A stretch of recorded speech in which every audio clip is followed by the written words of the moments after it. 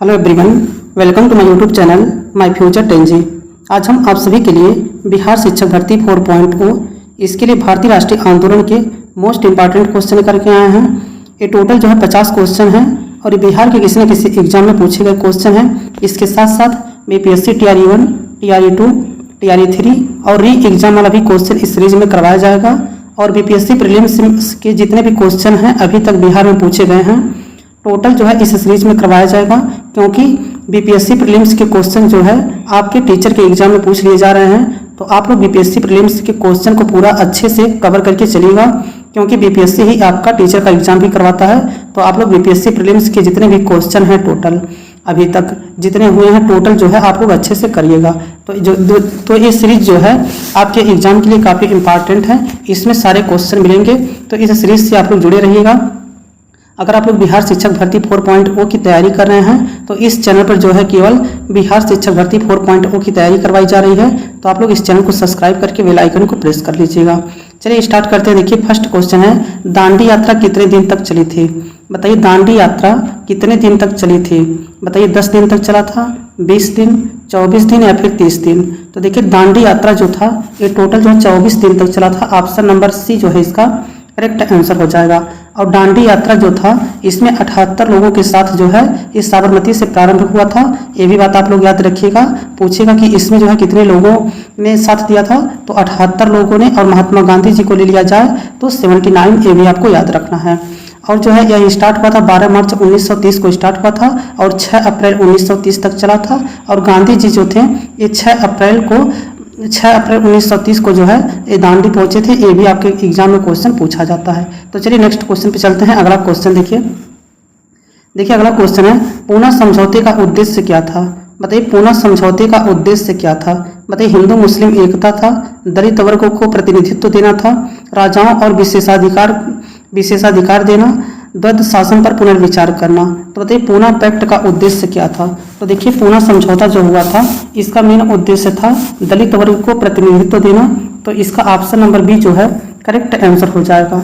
अगर पूछेगा कि पूना समझौता जो है किसके किसके बीच हुआ था, तो आप लोग याद रखिएगा महात्मा गांधी और डॉक्टर भीमराव अंबेडकर के बीच हुआ था। ये भी क्वेश्चन आपके एग्जाम में पूछता है कि पूना समझौता जो है किसके किसके बीच हुआ था। और अगर पूछेगा कब हुआ था तो इस डेट जो है याद रखिएगा कि 24 सितंबर 1932 को जो है पूना समझौता हुआ था महात्मा गांधी और डॉक्टर भीमराव अंबेडकर के बीच। तो ये डेट और ये दोनों नाम आप लोगों को याद होना चाहिए कि कब हुआ था और किसके किसके बीच हुआ था। चलिए नेक्स्ट क्वेश्चन पे चलते हैं। अगला क्वेश्चन देखिए, सविनय अवज्ञा आंदोलन प्रारंभ करने का निर्णय लिया गया था। तो बताइए भारतीय राष्ट्रीय कांग्रेस के किस अधिवेशन में सविनय अवज्ञा आंदोलन प्रारंभ करने का निर्णय लिया गया था? बताइए लखनऊ अधिवेशन 1916 में लिया गया था, अहमदाबाद अधिवेशन 1921 में लिया गया था, लाहौर अधिवेशन 1929 में लिया गया था, या फिर कराची अधिवेशन 1931 में लिया गया था? तो देखिए सविनय अवज्ञा आंदोलन जो है ये प्रारंभ करने का निर्णय लिया गया था लाहौर अधिवेशन 1929 में। कब लिया गया था? लाहौर अधिवेशन 1929 में जो है सविनय अवज्ञा आंदोलन प्रारंभ करने का निर्णय लिया गया था। और जो ये लाहौर अधिवेशन 1929 हुआ था ये बताइए किसकी अध्यक्षता में हुआ था? तो ये हुआ था पंडित जवाहरलाल नेहरू की अध्यक्षता में। अगर पूछेगा पंडित जवाहरलाल नेहरू ने कितनी बार भारतीय राष्ट्रीय कांग्रेस के अध्यक्ष चुने गए थे, तो इनको 3 बार भारतीय राष्ट्रीय कांग्रेस का अध्यक्ष चुना गया था। एक बार 1929 में चुना गया था, फिर 1936 में, फिर 1937 में। देखिए 1936 साल जो अधिवेशन हुआ था ये कलकत्ता में हुआ था, और 1937 साल जो अधिवेशन हुआ था ये हुआ था फैजपुर में। और ये फैजपुर में जो अधिवेशन हुआ था ये गांव में आयोजित प्रथम अधिवेशन था, इसलिए जो है 1937 साल आपके एग्जाम के लिए काफ़ी इंपॉर्टेंट हो जाता है। तो ये भी आप लोग याद रखिएगा। चलिए नेक्स्ट क्वेश्चन पे चलते हैं। अगला क्वेश्चन देखिए, तीनों गोलमेज सम्मेलन में किसने भाग लिया था? तो बताइए तीनों गोलमेज सम्मेलन में भाग लेने वाले कौन थे? बताइए तीनों गोलमेज सम्मेलन में भाग लेने वाले कौन थे? बताइए मौलाना अबुल कलाम आज़ाद थे, मदन मोहन मालवीय थे, BR अम्बेडकर थे, या फिर महात्मा गांधी जी थे? तो देखिए तीनों गोलमेज सम्मेलन में भाग लेने वाले जो थे ये थे कि BR अम्बेडकर। कौन थे? बाबा साहब भीमराव अम्बेडकर जो है ये तीनों गोलमेज सम्मेलन में भाग लिए थे। इसे आप लोग याद रखिएगा। अगर पूछेगा भारतीय राष्ट्रीय कांग्रेस केवल जो है कितने गोलमेज सम्मेलन में भाग लिया था, तो केवल एक बार जो है भारतीय राष्ट्रीय कांग्रेस के अध्यक्ष जो है महात्मा गांधी जी को बनाया गया था, जो 1924 के बेलगांव अधिवेशन की अध्यक्षता किए थे, और ये दूसरे गोलमेज सम्मेलन में भाग लिए थे। ये भी बात आपको याद रखना है। चलिए नेक्स्ट क्वेश्चन पे चलते हैं। अगला क्वेश्चन देखिए, कैबिनेट मिशन की अध्यक्षता किसके द्वारा की गई थी? बताइए कैबिनेट मिशन की अध्यक्षता जो है किसके द्वारा की गई थी? बताइए लॉर्ड इटली के द्वारा, स्टीफर्ड क्रिप्स के द्वारा, क्लाइमेट इटली के द्वारा या फिर सर पी लॉरेंस के द्वारा। तो देखिए अगर पूछेगा कि कैबिनेट मिशन की अध्यक्षता जो है ये किसके द्वारा की गई थी, तो सर पैंथिक लॉरेंस के द्वारा किया गया था। ऑप्शन नंबर डी जो है इसका करेक्ट आंसर हो जाएगा। कैबिनेट मिशन की अध्यक्षता जो है सर पैंथिक लॉरेंस के द्वारा किया गया था। ऑप्शन नंबर डी जो है इसका करेक्ट आंसर हो जाएगा। अगर पूछेगा कि कैबिनेट मिशन दिल्ली कब आया था, तो 24 मार्च 1946 को कब आया था? 24 मार्च 1946 को कैबिनेट मिशन दिल्ली आया था। ये भी बात आप लोग याद रखिएगा। अगर पूछेगा कैबिनेट मिशन के अध्यक्ष कौन थे, तो देखिए कैबिनेट मिशन के जो अध्यक्ष थे ये थे पैंथिक लॉरेंस। कौन थे? लॉर्ड पैंथिक लॉरेंस थे। ये क्वेश्चन जो है आपके एग्जाम में बहुत बार पूछा हुआ है, तो इसे आप लोग याद रखिएगा। अगर पूछेगा कैबिनेट मिशन जो था इसमें कितने सदस्य थे, तो 3 सदस्य थे, पैंथिक लॉरेंस, स्टीफोर्ड क्रिप्स, एवी अलेक्जेंडर।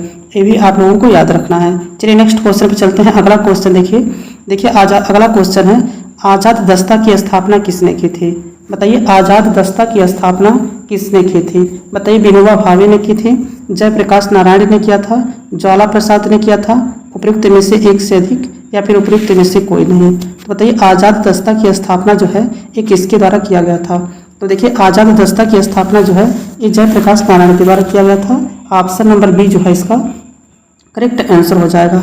आज़ाद दस्ता की स्थापना जो है ये जयप्रकाश नारायण के द्वारा, ऑप्शन नंबर बी जो है इसका करेक्ट आंसर हो जाएगा। अगर पूछेगा कि आज़ाद दस्ता की स्थापना कब किया गया था, तो 1942 में किया गया था। ये सन आपको याद रखना है।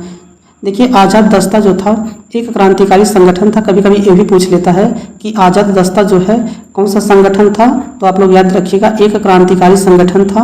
ये भी आप लोगों को याद रहना चाहिए। चलिए नेक्स्ट क्वेश्चन पे चलते हैं। अगला क्वेश्चन देखिए, भारत छोड़ो आंदोलन के दौरान इनमें से कौन हजारीबाग जेल से फरार हुए? बताइए भारत छोड़ो आंदोलन के दौरान इनमें से कौन हजारीबाग जेल से फरार हुए? बताइए सच्चिदानंद सिन्हा, जयप्रकाश नारायण, जगजीवन राम, रफ़ी अहमद किदवई। बताइए भारत छोड़ो आंदोलन के दौरान इनमें से कौन हजारीबाग जेल से फरार हुए थे? तो देखिए हजारीबाग जेल से फरार होने वाले कौन थे? ये थे जयप्रकाश नारायण। कौन थे? जयप्रकाश नारायण थे। ऑप्शन नंबर बी जो है इसका करेक्ट आंसर हो जाएगा। चलिए नेक्स्ट क्वेश्चन पे चलते हैं। अगला क्वेश्चन देखिए, भारत छोड़ो आंदोलन कब प्रारंभ हुआ था? बताइए भारत छोड़ो आंदोलन जो है ये कब प्रारंभ हुआ था? बताइए 9 अगस्त 1942 को, 10 अगस्त 1942 को, 15 अगस्त 1942 को या फिर 16 अगस्त 1942 को। तो देखिए भारत छोड़ो आंदोलन जो है ये प्रारंभ हुआ था 9 अगस्त 1942 को। कब हुआ था? 9 अगस्त 1942 को जो है भारत छोड़ो आंदोलन प्रारंभ हुआ था। ऑप्शन नंबर ए जो है इसका करेक्ट आंसर हो जाएगा। अगर पूछेगा कि भारत छोड़ो आंदोलन का प्रस्ताव कब पास हुआ था, तो 8 अगस्त 1942 को जो है प्रस्ताव पास हुआ था और ये प्रारंभ हुआ था 9 अगस्त 1942 को। भारत छोड़ो आंदोलन के समय गांधी जी बताइए कौन सा नारा दिए थे, तो करो या मरो का नारा दिए थे। ये क्वेश्चन आपके एग्जाम में बार बार पूछता है कि भारत छोड़ो आंदोलन के समय गांधी जी कौन सा नारा दिए थे, तो करो या मरो का नारा दिए थे। ये भी बात आपको याद होना चाहिए। देखिए इस आंदोलन का समर्थन जो है कौन कौन सी पार्टी की थी, तो देखिए मुस्लिम लीग भी की थी, कम्युनिस्ट पार्टी भी की थी और हिंदू महासभा की थी। तो ये भी पूछ लेता है कि इस आंदोलन से में जो है कौन कौन से लोग, कौन कौन सा संगठन या फिर लोग शामिल थे, तो मुस्लिम लीग भी, कम्युनिस्ट पार्टी भी और हिंदू सभा। ये सब आपको याद रखना है। यहाँ से भी क्वेश्चन आपके एग्जाम में पूछा जाता है। नेक्स्ट क्वेश्चन देखिए, लोकनायक के नाम से किसे जाना जाता है? वेरी वेरी इंपॉर्टेंट क्वेश्चन है। बताइए लोकनायक के नाम से किसे जाना जाता है? बताइए महात्मा गांधी जी को जाना जाता है, नेताजी सुभाष चंद्र बोस को जाना जाता है, जयप्रकाश नारायण को जाना जाता है या फिर बाल गंगाधर तिलक को जाना जाता है। तो बताइए लोकनायक के नाम से किसे जाना जाता है? तो देखिए इसका करेक्ट आंसर हो जाएगा जयप्रकाश नारायण। किसे जाना जाता है? जयप्रकाश नारायण जो है इन्हें लोकनायक के नाम से भी जाना जाता है। ये आपको पता होना चाहिए। देखिए यह समाजवादी विचारधारा के समर्थक थे। यहाँ से भी क्वेश्चन आपके एग्जाम में पूछा जाता है। बताइए महात्मा गांधी जी को महात्मा की उपाधि किसने दिया था और किस आंदोलन के दौरान दिया गया था?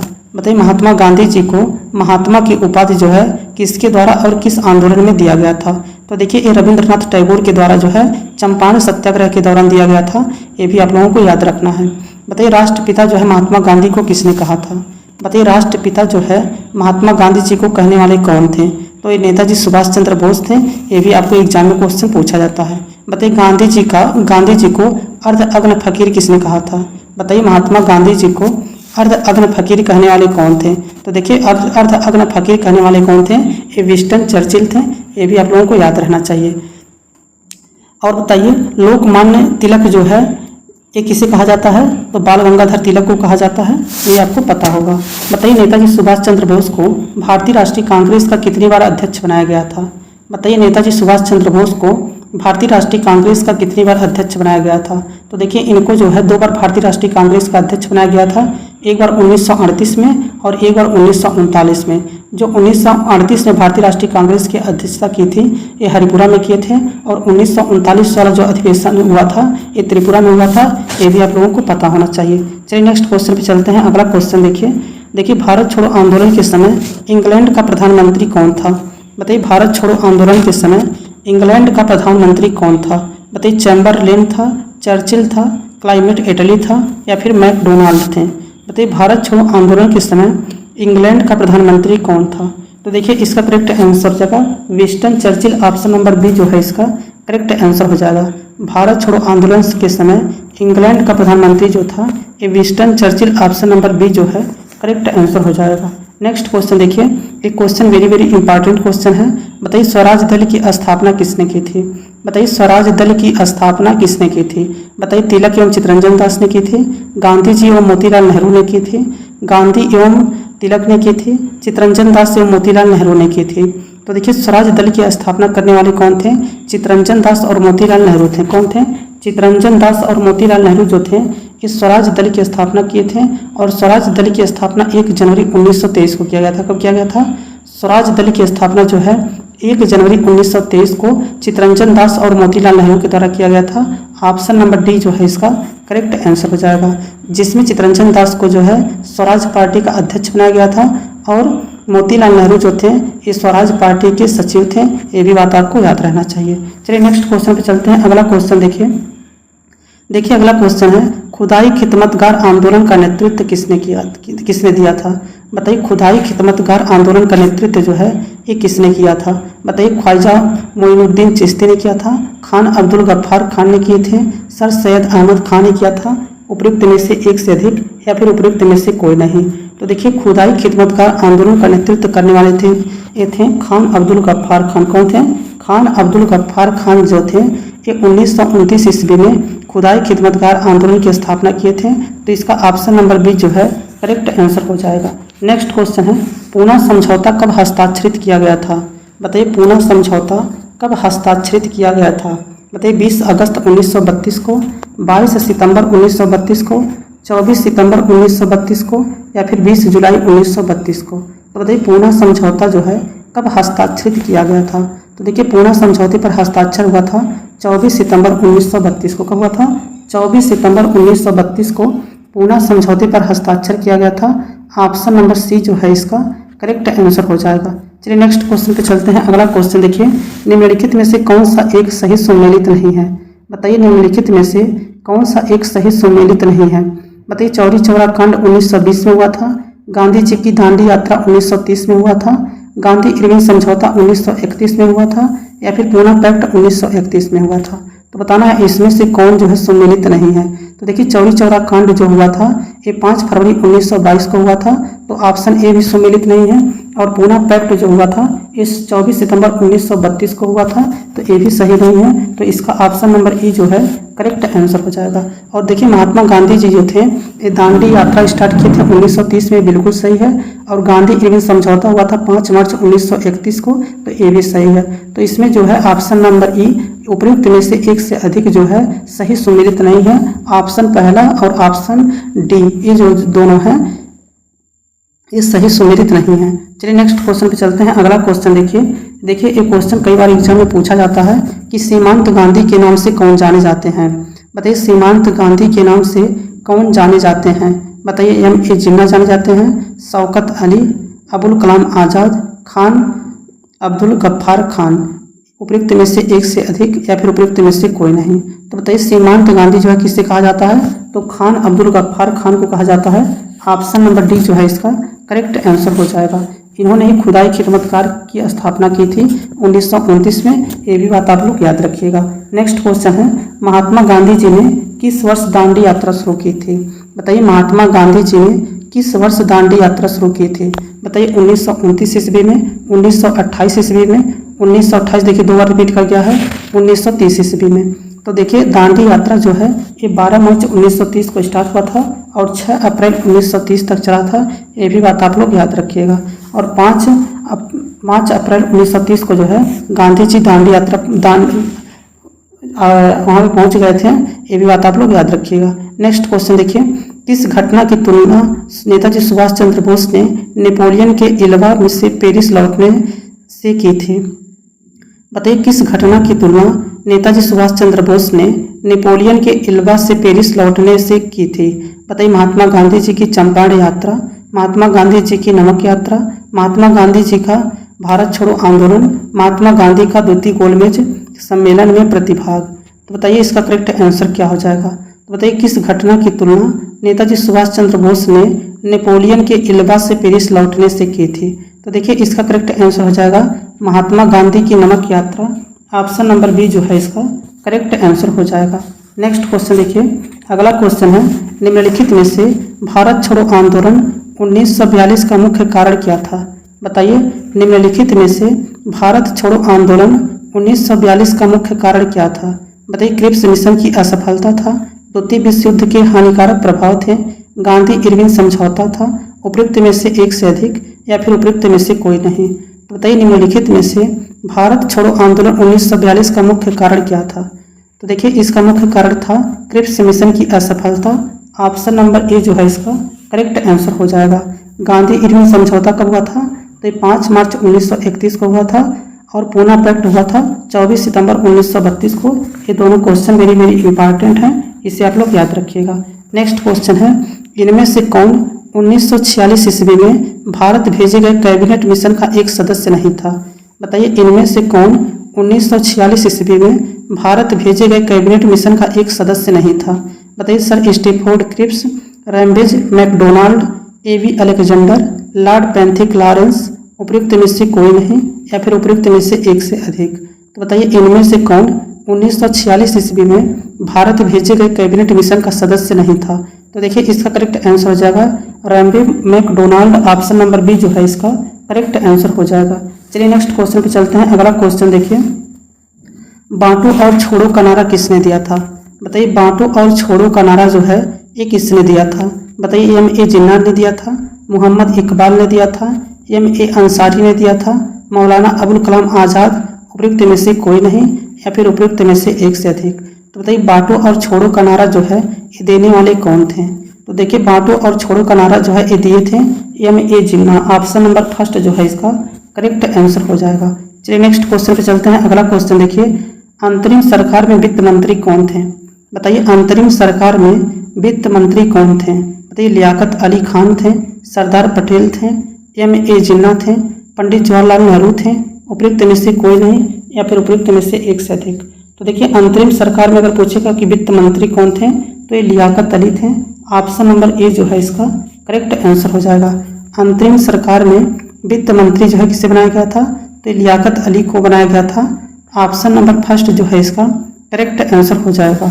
नेक्स्ट क्वेश्चन देखिए, जयप्रकाश नारायण को राष्ट्रीय स्तर के नेता की पहचान किस संदर्भ में मिली?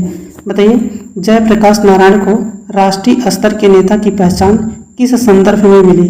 बताइए, भारत छोड़ो आंदोलन के संदर्भ में, कांग्रेस समाजवादी दल की स्थापना के संदर्भ में, भूदान आंदोलन के संबंध में, या फिर उनको कांग्रेस कार्यकारिणी का सदस्य बनाया जाना।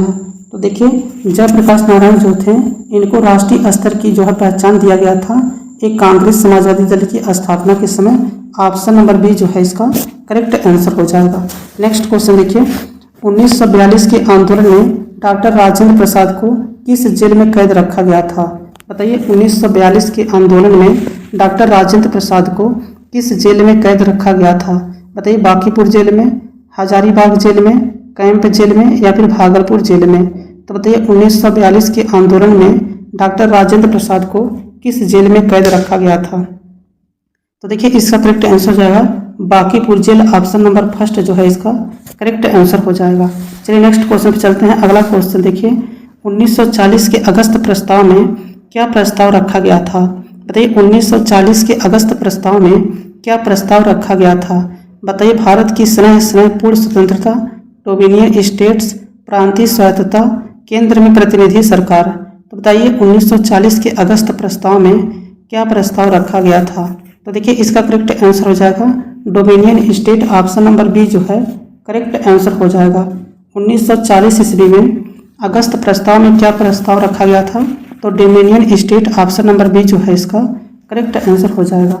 नेक्स्ट क्वेश्चन है, 25 फरवरी 1946 ईस्वी में नौसेना का विद्रोह कहाँ से प्रारंभ हुआ? बताइए 25, देखिए यहाँ पे 25 तो नंबर क्वेश्चन है। फरवरी 1946 ईस्वी में नौसेना का विद्रोह कहाँ से प्रारंभ हुआ था? बताइए विशाखापट्टनम से, कराची से, कलकत्ता से या फिर बम्बई से, उपयुक्त में से कोई नहीं या फिर उपयुक्त में से एक से अधिक। तो बताइए फरवरी 1946 ईस्वी में नौसेना का विद्रोह कहाँ से प्रारंभ हुआ था? तो देखिए इसका करेक्ट आंसर हो जाएगा ये बम्बई से प्रारंभ हुआ था, ऑप्शन नंबर डी जो है इसका करेक्ट आंसर हो जाएगा। नेक्स्ट क्वेश्चन है, नेताजी सुभाष चंद्र बोस के नाम के पहले सम्मान सूचक नेताजी किस देश में जोड़ा गया? बताइए नेताजी सुभाष चंद्र बोस के नाम के पहले सम्मान सूचक नेताजी किस देश में जोड़ा गया? बताइए सुभाष चंद्र बोस के नाम के पहले सम्मान सूचक नेताजी किस देश में जोड़ा गया था? बताइए भारत में जोड़ा गया था, इटली में जोड़ा गया था, जर्मनी में जोड़ा गया था या फिर जापान में जोड़ा गया था? तो देखिए इसका करेक्ट आंसर हो जाएगा जर्मनी में जोड़ा गया था, ऑप्शन नंबर सी जो है इसका करेक्ट आंसर हो जाएगा। चलिए नेक्स्ट क्वेश्चन पे चलते हैं। अगला क्वेश्चन देखिए, निम्नलिखित में से किस तिथि को रानी विक्टोरिया की उद्घोषणा जारी हुई थी? बताइए निम्नलिखित में से किस तिथि को रानी विक्टोरिया की उद्घोषणा जारी हुई थी? बताइए नवंबर 1857 में, मार्च 27 मार्च 1858 में, 1 नवंबर 1858 में या फिर उपयुक्त में से एक से अधिक या फिर उपयुक्त में से कोई नहीं। तो बताइए रानी विक्टोरिया की उद्घोषणा जो है किस तिथि को जारी हुई थी? तो देखिए इसका करेक्ट आंसर हो जाएगा 1 नवंबर 1858 ईस्वी, ऑप्शन नंबर सी जो है इसका करेक्ट आंसर हो जाएगा। नेक्स्ट क्वेश्चन है, अगला क्वेश्चन देखिए, ठगों का उन्मूलन किसके नेतृत्व में हुआ था? बताइए ठगों का उन्मूलन जो है यह किसके नेतृत्व में हुआ था?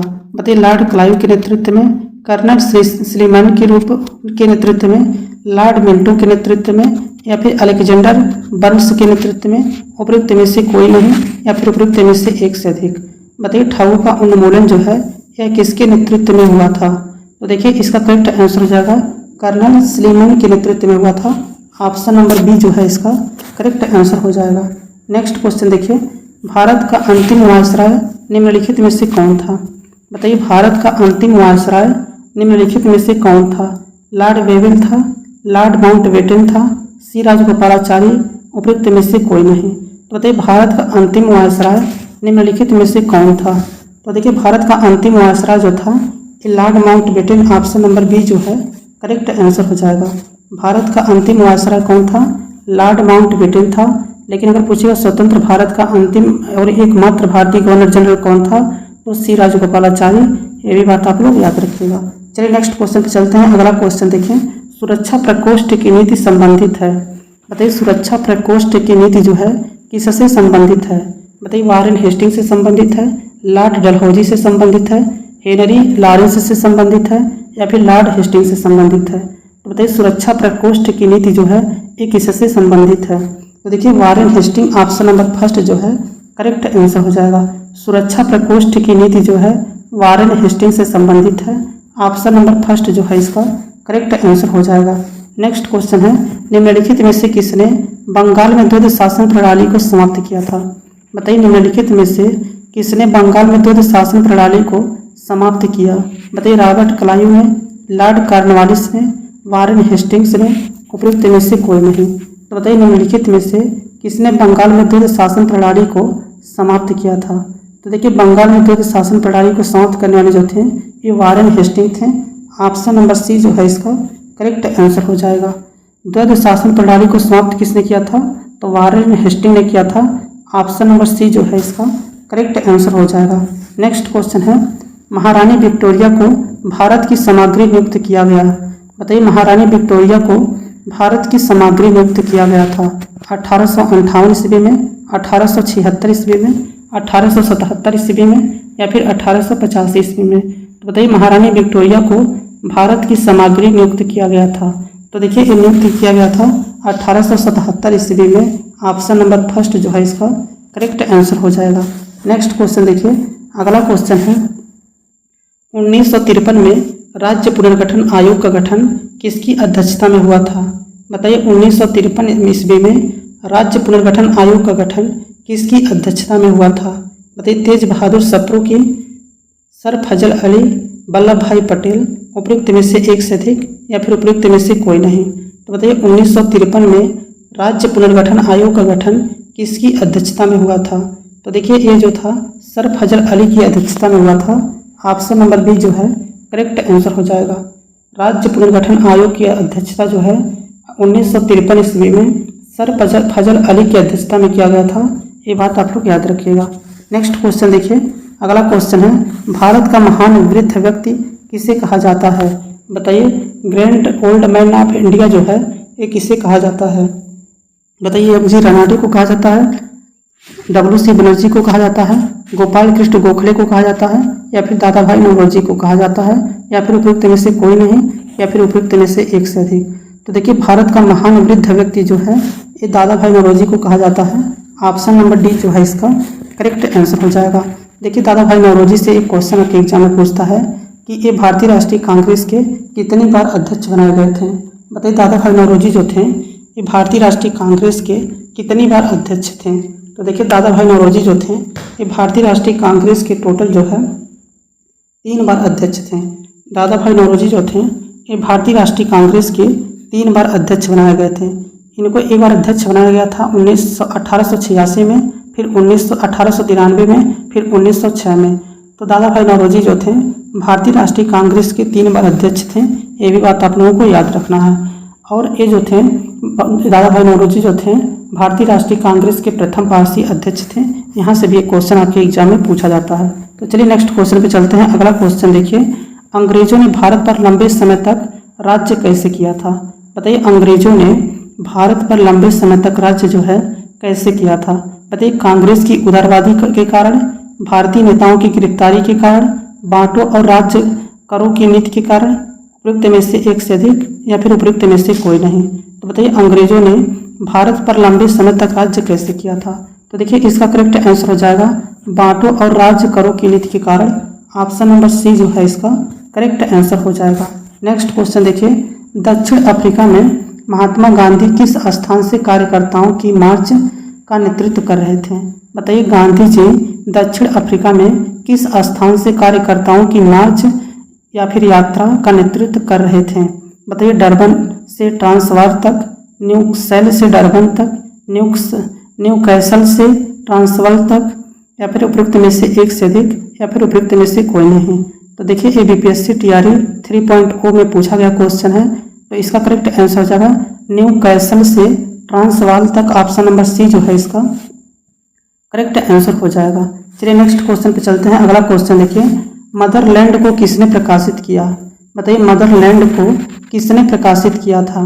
बताइए डॉक्टर राजेंद्र प्रसाद ने, मोहम्मद शफी ने, मजरुल हक ने, ब्रज किशोर प्रसाद ने, उपयुक्त में से कोई नहीं या फिर उपयुक्त में से एक से अधिक। तो बताइए मदरलैंड को किसने प्रकाशित किया था? तो देखिए मदरलैंड को प्रकाशित करने वाले कौन थे? मजरुल हक थे।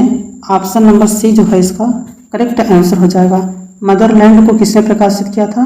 तो मजरुल हक जो है ऑप्शन नंबर सी इसका करेक्ट आंसर हो जाएगा। नेक्स्ट क्वेश्चन है, जिम्मरमैन योजना से संबंधित व्यक्ति था। बताइए जिम्मरमैन योजना से संबंधित व्यक्ति जो है कौन थे? बताइए लाला हरदयाल थे, भूपेंद्र नाथ दत्त थे, वीरेंद्र नाथ चट्टोपाध्याय थे, उपयुक्त सभी या फिर उपयुक्त में से कोई नहीं। तो बताइए जिम्मरमैन योजना से संबंधित व्यक्ति जो है ये कौन था? तो देखिए ये जितने भी थे टोटल जो है इनसे संबंधित थे। तो इसका ऑप्शन नंबर डी जो है करेक्ट आंसर हो जाएगा। नेक्स्ट क्वेश्चन देखिए, किसने कहा था कांग्रेस आंदोलन न तो लोगों द्वारा प्रेरित था और न ही यह उनके द्वारा सोचा या योजनाबद्ध किया गया था। तो बताइए किसने कहा था कि कांग्रेस आंदोलन न तो लोगों द्वारा प्रेरित था और न ही उनके द्वारा सोचा या योजनाबद्ध किया गया था? बताइए। लॉर्ड डफरिन ने, Lord Curzon, sir Syed Ahmad Khan, Lala Lajpat Rai. तो देखिए इसका करेक्ट आंसर हो जाएगा option number B, sir Syed Ahmad Khan. Option number B जो है इसका करेक्ट आंसर हो जाएगा। नेक्स्ट क्वेश्चन देखिए, अगला क्वेश्चन है इंडियन अनरेस्ट का लेखक कौन था? बताइए इंडियन अनरेस्ट का लेखक जो है कौन था? बताइए दादा भाई नौरोजी थे, एनी बेसेंट थे, लाला लाजपत राय थे, वैलेंटाइन सिरोल थे। बताइए इंडियन अनरेस्ट का लेखक जो है ये कौन था? तो देखिए इंडियन अनरेस्ट के लेखक जो थे ये वैलेंटाइन सिरोल थे। ऑप्शन नंबर डी जो है करेक्ट आंसर हो जाएगा। इंडियन अनरेस्ट का लेखक जो है वैलेंटाइन सिरोल थे। ऑप्शन नंबर डी जो है इसका करेक्ट आंसर हो जाएगा। नेक्स्ट क्वेश्चन देखिए, अगला क्वेश्चन है वर्ष 1946 से 1950 के दौरान संविधान सभा का अध्यक्ष कौन था? बताइए 1946 से 1950 के दौरान संविधान सभा का अध्यक्ष कौन था? बताइए सी राजगोपालाचारी थे, पंडित जवाहरलाल नेहरू थे, वल्लभ भाई पटेल थे या फिर राजेंद्र प्रसाद थे? तो देखिए 1946 से 1950 के दौरान संविधान सभा का अध्यक्ष जो था ये डॉक्टर राजेंद्र प्रसाद थे। ऑप्शन नंबर डी जो है इसका करेक्ट आंसर हो जाएगा। नेक्स्ट क्वेश्चन है पागल पंथ की स्थापना किसने की थी? बताइए पागल पंथ की स्थापना जो है ये किसके द्वारा की गई थी? बताइए बुल्ले शाह के द्वारा, करम शाह के द्वारा, यदुवेंद्र सिंह के द्वारा या फिर स्वामी सहजानंद के द्वारा? तो बताइए पागल पंथ की स्थापना जो है ये किसने की थी? तो देखिए पागल पंथ की स्थापना करने वाले जो थे ये करम शाह थे। ऑप्शन नंबर बी जो है करेक्ट आंसर हो जाएगा। पागल पंथ की स्थापना जो है करम शाह के द्वारा किया गया था, तो इसका ऑप्शन नंबर बी जो है करेक्ट आंसर हो जाएगा। नेक्स्ट क्वेश्चन है पुनः याद रखें अब यह झंडा लहरा गया है, यह कभी झुकना नहीं चाहिए जब तक एक भी 13 भारतीय पुरुष, महिला एवं बालक भारत में जीवित रहें। यह स्टेटमेंट किसका था? बताइए गुजरात में गांधी जी ने बोला था, लाहौर में पंडित जवाहरलाल नेहरू ने बोला था, बंगाल में एस.एन. बनर्जी ने बोला था या फिर सिंगापुर में सुभाष चंद्र बोस ने बोला था, उपयुक्त में से कोई नहीं या फिर उपयुक्त में से एक से अधिक? तो देखिए इसका करेक्ट आंसर हो जाएगा ऑप्शन नंबर बी, लाहौर में Pandit Jawaharlal Nehru. Option number B जो है इसका करेक्ट आंसर हो जाएगा। नेक्स्ट क्वेश्चन देखिए, अगला क्वेश्चन है समाजवाद का समर्थक कौन था? बताइए समाजवाद का समर्थक निम्नलिखित में से कौन था? 1933 में ब्रिटिश 14 शासन, देसी राज्यों, जमींदारवाद और पूंजीवाद को उखाड़ फेंकना चाहता था। तो बताइए राजेंद्र प्रसाद थे, जयप्रकाश नारायण, पंडित जवाहरलाल नेहरू थे, भूला भाई देसाई थे, सरदार पटेल थे, उपयुक्त में से कोई नहीं या फिर उपयुक्त में से एक से अधिक? तो देखिए पंडित जवाहरलाल नेहरू इसका ऑप्शन नंबर बी जो है करेक्ट आंसर हो जाएगा। नेक्स्ट क्वेश्चन देखिए, भारत संघ इंडियन एसोसिएशन के संस्थापक कौन थे? बताइए भारत संघ इंडियन एसोसिएशन के संस्थापक कौन थे? बताइए दादा भाई नौरोजी थे, बाल गंगाधर तिलक थे, ये ओ ह्यूम थे या फिर सुरेंद्रनाथ बनर्जी थे? बताइए भारत संघ इंडियन एसोसिएशन के संस्थापक कौन थे? तो देखिए इंडियन एसोसिएशन के संस्थापक जो थे ये सुरेंद्रनाथ बनर्जी थे। ऑप्शन नंबर डी जो है करेक्ट आंसर हो जाएगा। Surendranath Banerjee, option number D जो है करेक्ट आंसर हो जाएगा। भारत संघ इंडियन एसोसिएशन के संस्थापक जो थे ये सुरेंद्रनाथ बनर्जी थे। ऑप्शन नंबर डी जो है करेक्ट आंसर हो जाएगा। नेक्स्ट क्वेश्चन है महारानी विक्टोरिया ने भारतीय प्रशासन को ब्रिटिश ताज के नियंत्रण में लेने की घोषणा कब की थी? बताइए महारानी विक्टोरिया ने भारतीय प्रशासन को ब्रिटिश ताज के नियंत्रण में लेने की घोषणा कब की थी? बताइए 1 नवंबर 1858 को, 31 दिसंबर 1857 को, 6 जनवरी 1958 को या फिर 17 नवंबर 1859 को? तो बताइए महारानी विक्टोरिया ने भारतीय प्रशासन को ब्रिटिश ताज के नियंत्रण में लेने की घोषणा कब की थी? तो देखिए 1 नवंबर 1858 जो है इसका करेक्ट आंसर हो जाएगा।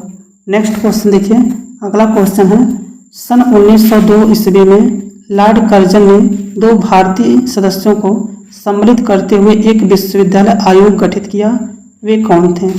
बताइए बाल गंगाधर तिलक और सुरेंद्रनाथ बनर्जी थे, गोपाल कृष्ण गोखले और रास बिहारी बोस थे, सर सैयद हुसैन बिलग्रामी और सुरेंद्रनाथ बनर्जी थे, सैयद हुसैन बिलग्रामी और न्यायमूर्ति गुरुदास बनर्जी, उपयुक्त में से कोई नहीं या फिर उपयुक्त में से एक से अधिक। तो देखिए इसका करेक्ट आंसर हो जाएगा सर सैयद हुसैन बिलग्रामी और न्यायमूर्ति Gurudas Banerjee. Option number D जो है इसका करेक्ट आंसर हो जाएगा।